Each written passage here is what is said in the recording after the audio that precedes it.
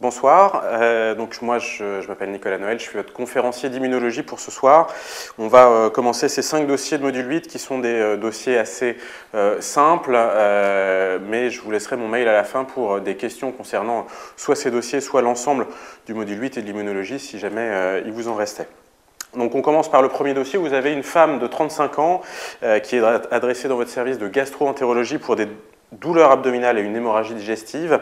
On vous dit qu'elle n'a pas d'antécédents, qu'elle est fumeuse, non sevrée, qu'elle a 2 enfants en bonne santé et qu'elle prend la pilule.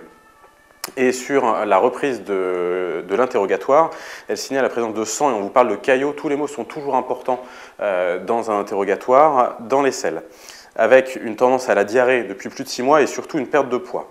La première question vous demande les causes que vous pouvez évoquer devant ce tableau. Et là, il y a 2 manières de faire pour répondre. La première, c'est je me souviens de toutes les causes en passant par l'anatomie ou en passant par la pathologie qui donnent des douleurs abdominales et des diarrhées avec une perte de sang. La deuxième possibilité, c'est je prends un moyen mémotechnique et à partir de là, je déroule ce moyen mémotechnique en essayant de recaser les différentes pathologies que je connais au vu du contexte. Donc, sur des douleurs abdominales, un saignement, une femme jeune fumeuse, il y a 3 étiologies principales à évoquer.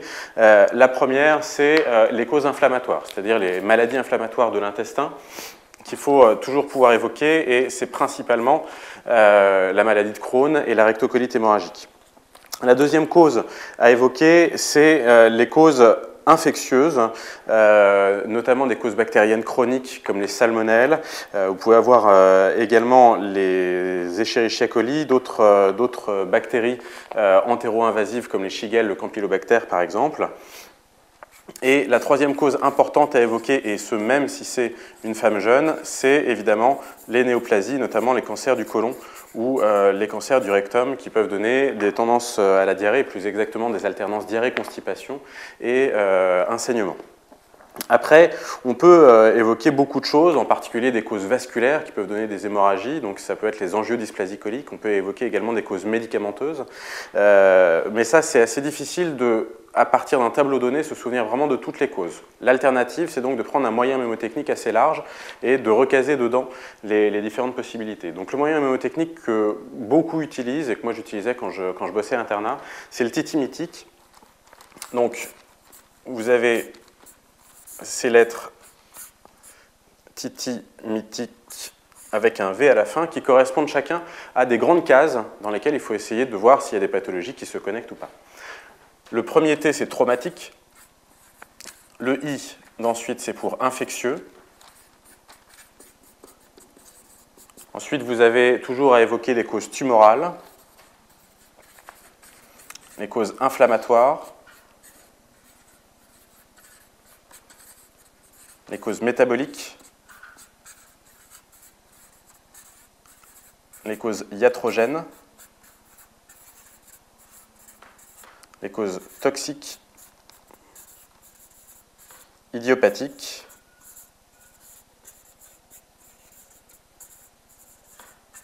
congénitales et vasculaires. Donc là, on est vraiment dans un tableau général qui peut s'appliquer à n'importe quelle situation. Après, il faut faire le tri entre ce qui est possible de faire ou pas. Donc là, les causes traumatiques sur des douleurs abdominales qui évoluent depuis 6 mois avec une diarrhée, une hémorragie, ce n'est pas forcément à mettre au premier plan. Les causes infectieuses, on les retrouve, on en a parlé. Les causes infectieuses qui donnent donc diarrhée, hémorragie, c'est principalement toutes les entérobactéries entéro-invasives que vous pouvez retrouver. Les causes tumorales, on en a parlé également, donc cancer du côlon, cancer du rectum. Les causes inflammatoires, c'est ici principalement les maladies inflammatoires chroniques de l'intestin, donc Crohn, RCH. Les autres causes sont moins évidentes. Les causes métaboliques qui vont donner des diarrhées pendant 6 mois, ça peut être l'hyperthyroïdie. Maintenant, on ne voit pas vraiment le rapport avec la présence de sang et encore moins la présence de caillots qui signent vraiment la présence d'une lésion vasculaire. Les causes iatrogènes, c'est-à-dire l'utilisation de médicaments, ça peut être les anti-inflammatoires non stéroïdiens qui peuvent donner ce genre de tableau-là. donc il faut aller chercher une automédication par anti-inflammatoire non stéroïdien. Les causes toxiques, on entend en général par causes toxiques les métaux, le plomb, l'intoxication à certaines substances dans le milieu professionnel par exemple. Il n'y en a pas vraiment qui s'attachent ici sur le tableau. Les causes idiopathiques et congénitales, on peut quasiment d'emblée les exclure puisqu'il n'y en a aucune qui colle avec le tableau. Et les causes vasculaires, on en a parlé tout à l'heure, c'est principalement l'enjeu de dysplasie colique, c'est-à-dire une vascularisation un peu aberrante du système digestif qui peut saigner. Là, on parle vraiment des causes. On vous demande les grands tableaux, on ne vous demande pas de détailler, ça c'est la première chose. Il faut toujours bien lire la question. La deuxième chose, c'est qu'on vous a ici exprès pas demandé le complément d'interrogatoire et d'examen clinique qui, à coup sûr, vous seront demandés sur un dossier comme ça. Et il faut, à partir du moment où vous évoquez des causes, savoir derrière qu'est-ce qu'on demande précisément pour telle et telle cause, qu'est-ce qu'on va rechercher à l'examen physique, et de la même manière, toujours les signes négatifs en défaveur des causes que vous éliminez, qui sont toujours à rechercher. Ici, ce n'était pas demandé. On vous demande par contre directement ensuite, la question 2, les examens complémentaires que vous allez prescrire. Les examens complémentaires, ici, on va les découper en deux ordres. Un, la recherche de complications sur un saignement a priori ancien. Deux, la recherche d'une étiologie. La recherche de complications, ça va être principalement biologique et c'est la recherche du retentissement, du mauvais retentissement de saignement. Donc on va aller faire une numération formule sanguine pour aller rechercher une anémie. Et systématiquement, je vous demande de prendre l'habitude maintenant, quand vous faites une NUM, de tout de suite demander les réticulocytes avec, puisque si vous tombez sur une anémie, il va falloir envisager le mécanisme, donc c'est très différent si on a une anémie arégénérative ou régénérative. Donc demandez les réticulocytes et demandez quasi systématiquement également un frottis qui peut vous servir également dans la liste des étiologies derrière. Donc on va faire NUM, toujours des plaquettes, les réticulocytes avec le frottis. On va aller faire également un bilan d'hémostase, puisque cette dame qui saigne, on va aller faire des endoscopies vraisemblablement derrière, possiblement des biopsies. Et puis également, on va aller rechercher s'il n'y a pas une cause sur un trouble de l'hémostase qui peut expliquer ces saignements, c'est-à-dire un TCA allongé, c'est-à-dire un TP bas, un problème hépatique associé. Et puis, elle peut avoir saigné pendant un petit moment et donc avoir une anémie assez profonde qui nécessite une transfusion. Donc, on va d'emblée aller lui faire groupe Rhésus et RAI dans le bilan pré-transfusionnel. Sur le reste du bilan du retentissement, on va aller faire un bilan métabolique large, donc un ionogramme sanguin, une fonction rénale avec une urée, une créatinine, une fonction hépatique avec une bilirubine, et puis on va aller chercher une carence martiale avec le dosage de la ferritinémie et d'un coefficient de saturation. La deuxième partie des examens, ça va être la recherche étiologique. La recherche étiologique, c'était l'intérêt de la première question, c'est-à-dire de rechercher les grandes causes. Qu'est-ce qu'on va aller chercher derrière? Étiologique au niveau sanguin, pour la maladie inflammatoire chronique intestinale, la maladie infectieuse et éventuellement la néoplasie, on va aller rechercher un syndrome inflammatoire biologique avec un dosage de la CRP, éventuellement une vitesse de la sédimentation, sous réserve que l'anémie ne soit pas trop profonde.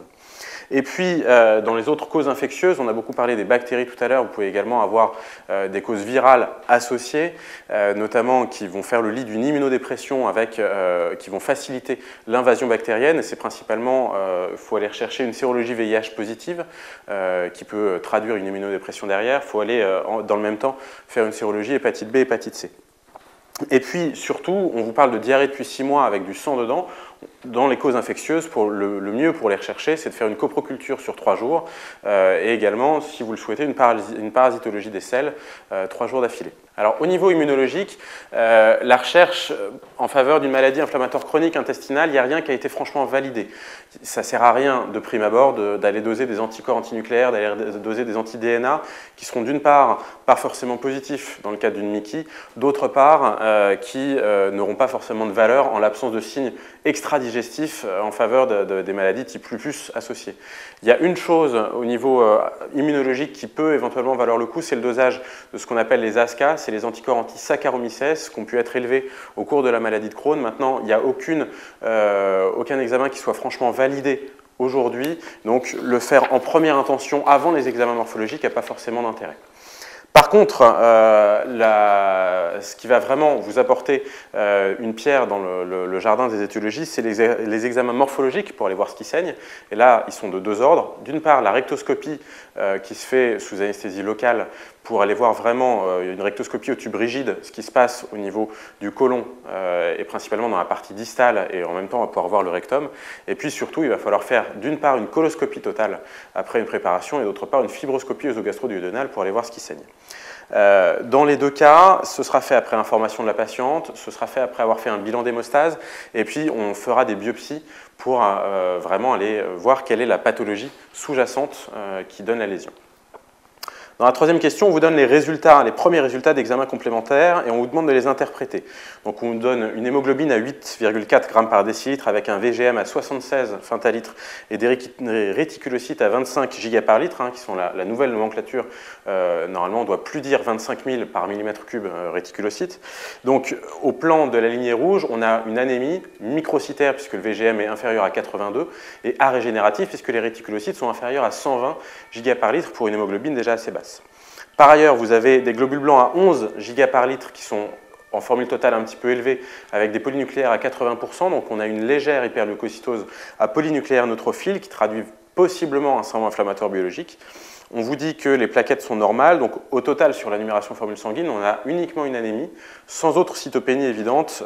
Et donc ça va peu en faveur d'une cause, d'une infiltration médulaire, d'une pathologie, notamment néoplasique. Par ailleurs, on vous donne une CRP à 25 mg par litre, ce qui, avec l'hyperleucocytose, traduit un syndrome inflammatoire biologique. Et vous avez une ferritine à 25 microgrammes par litre, ce qui est à la limite inférieure de la normale, mais trop bas pour une ferritinémie d'un syndrome inflammatoire biologique. Donc vous avez une ferritine trop basse par rapport à celle attendue pour la CRP, donc vraisemblablement une carence martiale associée. C'est ça qui est vraiment l'interprétation des examens complémentaires. C'est-à-dire qu'il faut essayer toujours d'avoir une petite phrase de conclusion. N'importe qui sera capable de dire que l'hémoglobine à 8,4 g c'est une anémie. N'importe qui sera capable de dire qu'une ferritine à 25 elle est normale. Maintenant, l'ensemble nous fait dire qu'on a une anémie qui est d'origine inflammatoire vraisemblablement dans un contexte d'inflammation systémique. Et tout ça, on le sait, surtout sur la CRP, la ferritine trop basse par rapport à celle attendue. Et au total, on est plutôt sur un saignement chronique, ce qui colle avec l'interrogatoire, ce qui élimine un petit peu le côté saignement plutôt aigu des infections. Et là, il y a deux étiologies qui sont plutôt en faveur. C'est soit la maladie inflammatoire, soit la néoplasie. Chez une femme de 35 ans, la néoplasie, elle vient plutôt en deuxième. Donc à la question 4, on vous dit que vous allez faire une coloscopie et on vous demande les précautions à prendre au préalable. C'est toujours les mêmes, quel que soit l'examen que vous allez pratiquer. Les précautions à prendre avant n'importe quel examen invasif, dans le dossier, il faut que la patiente soit informée. Les mots-clés pour ça, c'est d'avoir une information claire, loyale et appropriée. Et il faut surtout l'informer sur, d'une part, les résultats attendus de l'examen que vous lui faites. Vous n'allez pas lui mettre un tube dans le côlon sans lui dire pourquoi. D'autre part, les risques encourus par ce type d'examen pour lesquels la patiente doit être informée avant, et c'est la deuxième partie, de signer et de recueillir son consentement à noter dans le dossier. Vous allez mettre la date et la signature de tout ça. Ça, c'est sur la partie, je dirais, un petit peu administrative. La deuxième partie, c'est la coloscopie en particulier, c'est la manière dont ça se déroule. Et au préalable, il faut, faire un bilan d'hémostase avant de mettre un tube, pour être sûr que quand vous allez mettre le tube dans le côlon, eh ben, ça ne va pas, ça en soi, provoquer le saignement. D'autre part, aller préparer le côlon pour que l'examen soit le plus rentable possible. Ça ne sert à rien d'aller mettre un tube de coloscopie dans un côlon qui est bourré de sel, vous n'allez rien voir du tout. Donc, vous allez faire une préparation colique adaptée avec un régime sans résidus les 3 jours avant l'examen et puis également prescrire du Colopeg pour aller vider un maximum, préparer un maximum le côlon pour qu'il soit le plus net possible. En contre-indiquant, une chose importante, c'est surtout pas de supplémentation martiale avant une coloscopie pour un saignement, puisque ça tapisse la mucose colique en noir, donc vous n'allez rien voir du tout. Et les deux dernières choses à faire avant une coloscopie, en général, la coloscopie se fait sous anesthésie générale, donc il vous faut une consultation d'anesthésie. La deuxième chose, c'est que potentiellement, vous allez tomber sur une lésion qui saigne, que vous allez peut-être biopsier, donc qui va saigner encore plus. Il faut faire à ce moment-là un bilan pré-transfusionnel que vous aviez commencé tout à l'heure, donc avec un groupe, un résus, deux déterminations du groupe, et puis la recherche d'agglutinine irrégulière qui doit être disponible de moins de 3 jours avant une éventuelle transfusion. On vous donne ensuite à la question 5 le résultat de la coloscopie que vous avez eue et on vous donne une marge anale ulcérée avec une muqueuse colique qu'on vous dit être très inflammatoire avec des ulcérations. Cette ulcération, elle n'est pas présente partout, puisqu'on vous dit qu'il y a des espaces sains, donc une alternance d'ulcération et de plage normale, avec un saignement facile, donc une muqueuse friable, qui traduit vraiment une muqueuse très inflammatoire, et on vous dit que l'inflammation remonte de la marge anale, donc c'était le début, à l'angle colique droit. On vous demande la pathologie que vous évoquez et ce qu'on pourrait trouver sur une biopsie, donc sur une pièce anatomopathologique. La première chose à voir, c'est vraiment se rappeler du terrain de votre patiente. On a dit depuis tout à l'heure que depuis 6 mois, elle a des diarrhées, des douleurs abdominales et elle a des saignements. On a dit déjà que la présence de caillots était vraiment plutôt en faveur d'une lésion assez importante. La deuxième chose vraiment à voir sur le terrain, c'est que c'est une femme jeune, ça c'est assez important, surtout qui fume. L'âge jeune et le côté tabagique devant ce tableau évoquent plutôt une maladie inflammatoire chronique de l'intestin, c'est une chose, mais dans les deux, c'est-à-dire Crohn et RCH, le côté tabagique est plutôt en faveur du Crohn. Et la description macroscopique de la coloscopie, on vous dit que vous avez une atteinte large, c'est-à-dire qu'on va du côlon droit au moins à la marge anale, on ne vous donne pas le résultat de la fibroscopie œsogastro-duodénale qui pourrait être pareil, c'est-à-dire que l'œsophage, l'estomac pourraient avoir des plages également d'alternance d'ulcération et de muqueuse saine. Et puis également, ce qu'on vous dit, c'est que vous avez une alternance donc justement d'ulcération et d'espace sain. Ça traduit vraiment plutôt une maladie type Crohn qu'une maladie type rectocolite hémorragique. Enfin, on vous donne la marge anale qui est ulcérée. La marge anale n'est jamais atteinte typiquement dans le diagnostic de rectocolite hémorragique. C'est vraiment propre de la maladie de Crohn dans ces deux maladies-là. Donc on est plutôt sur un Crohn et là on vous demande ce que vous pourriez trouver à l'anapathe. En gros, l'anapathe, il y a 3 caractéristiques de la maladie de Crohn. La première, c'est vraiment d'avoir un infiltrat inflammatoire de la paroi colique. L'infiltrat inflammatoire, c'est des cellules inflammatoires, c'est toujours les mêmes. Vous avez les lymphocytes et vous avez parfois les polynucléaires neutrophiles. Donc là, on a plutôt un infiltrat de lymphocytes, un infiltrat même lymphoplasmocytaire de la paroi colique qui s'organise un petit peu en nodules. La deuxième caractéristique, c'est que à l'inverse de la macroscopie, où on a une alternance de zones saines et de zones ulcérées, la paroi colique, il y a une atteinte qui est transmurale, c'est-à-dire que ça va de la muqueuse à la sous-muqueuse. Donc vous avez une atteinte transmurale de la paroi colique. Et la dernière chose, c'est que la maladie de Crohn, c'est une granulomatose. Ça fait partie de ces maladies granulomateuses comme la sarcoïdose par exemple, comme la tuberculose si jamais vous aviez de la nécrose caséeuse et la présence de Barr. Ça s'organise en granulome. C'est la 3e signature de la maladie de Crohn. Les complications que vous pouvez avoir à la question 6 dans la maladie de Crohn, elles sont de 2 types. D'une part, la complication entre guillemets locale sur le tube digestif, et d'autre part, la complication générale, puisque la maladie de Crohn est une maladie quand même inflammatoire systémique. Au niveau du tube digestif, on a dit la première caractéristique du Crohn, c'est d'atteindre tout le tube. Donc de la bouche à l'anus, c'est la caractéristique primordiale. Au niveau de la bouche, ce que vous pouvez avoir, c'est principalement des aftes, une érosion ou plusieurs érosions mucales, également une atteinte de la langue, donc une glossite, et une atteinte des lèvres, donc une chéilite, C-H-E-I-L-I-T-E. Et puis après, on part en descendant.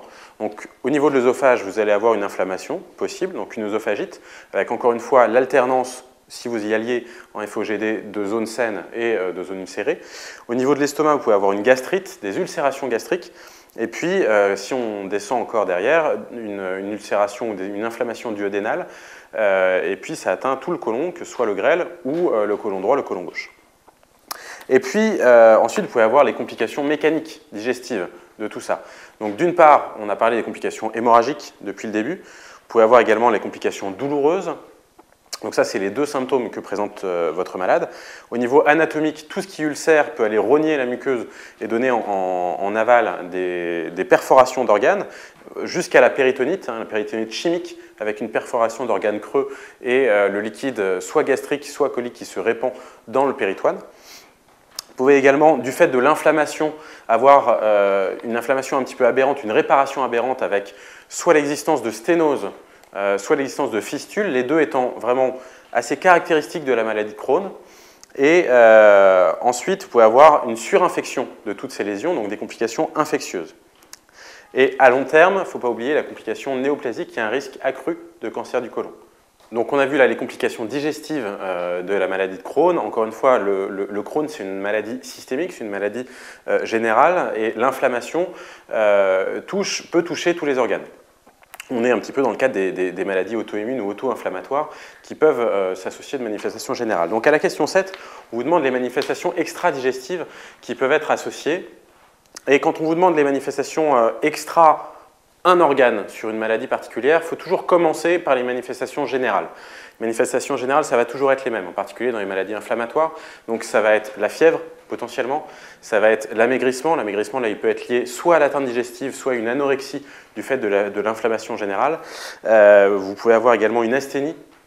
Et puis après, dans les autres signes généraux, il peut y avoir des douleurs, qu'elles soient donc abdominales, on en a parlé tout à l'heure, ou alors un petit peu générales, et la dénutrition qui va être plutôt l'effet secondaire principal, de l'atteinte digestive, de l'inflammation systémique. Et puis dans les manifestations d'organes, entre guillemets, associés à la maladie de Crohn, il y a plein de systèmes qui peuvent être atteints avec certains en particulier. Le premier vraiment à bien connaître, c'est la peau. Les manifestations dermatologiques du Crohn. Le plus connu et celui qu'il faut retenir absolument, c'est l'érythème noueux, qui est vraiment un signe de granulomatose. L'érythème noueux, vous le retrouvez dans la sarcoïdose, vous le retrouvez dans la tuberculose. C'est vraiment pour vous faire rappeler que le Crohn est une maladie granulomateuse. Et puis ensuite, il y a des manifestations dermatologiques entre guillemets propres qu'il faut connaître avec des noms un petit peu barbares, donc le pyoderma gangrenosum par exemple, et d'autres dermatoses qu'on appelle les dermatoses neutrophiliques. C'est l'invasion de neutrophiles dans le derme avec un nom éventuellement à connaître qui est le syndrome de Sweet.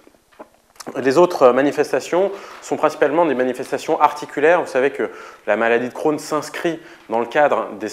Les manifestations rhumatologiques du Crohn s'inscrivent dans le cadre des spondylarthropathies.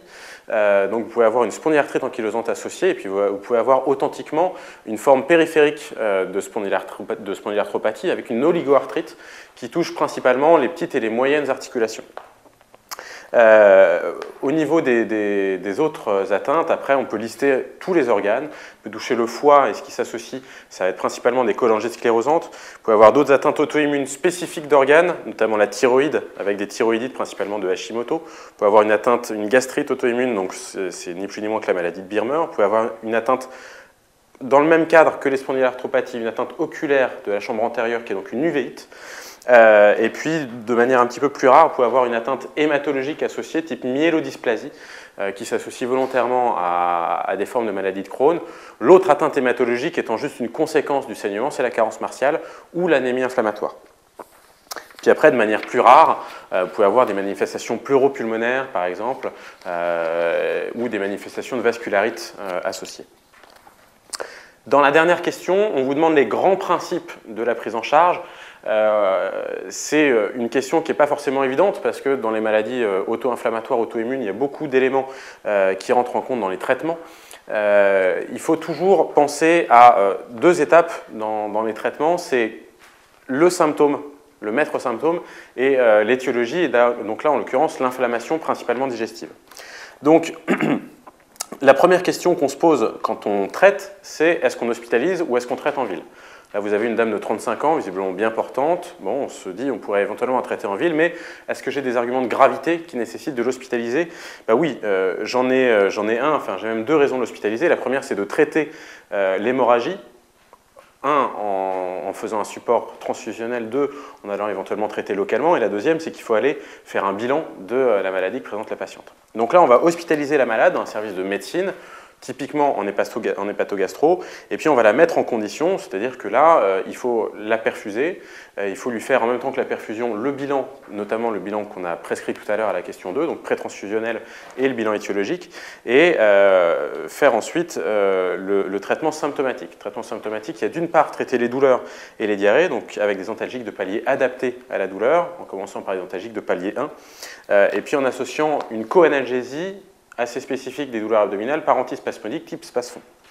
La deuxième chose à noter, c'est toujours dans les points négatifs, dans le Crohn, il faut absolument éviter les anti-inflammatoires non stéroïdiens qu'on pourrait être tenté de mettre du fait des douleurs, mais qui sont absolument contre-indiqués du fait du risque de poussée induite par les anti-inflammatoires.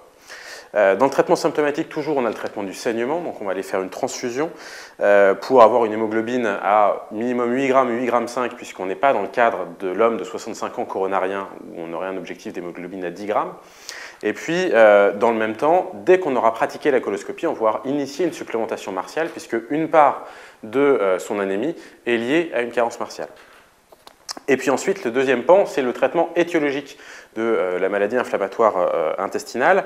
Et les modalités de traitement, elles sont gérées par le score d'activité de la maladie, qui est le score de Best. Score de Best qui va réunir à la fois de la clinique et de la biologie, donc le saignement, l'importance du saignement, le nombre de poussées, le nombre de scies douloureux et le nombre de segments atteints au niveau du côlon.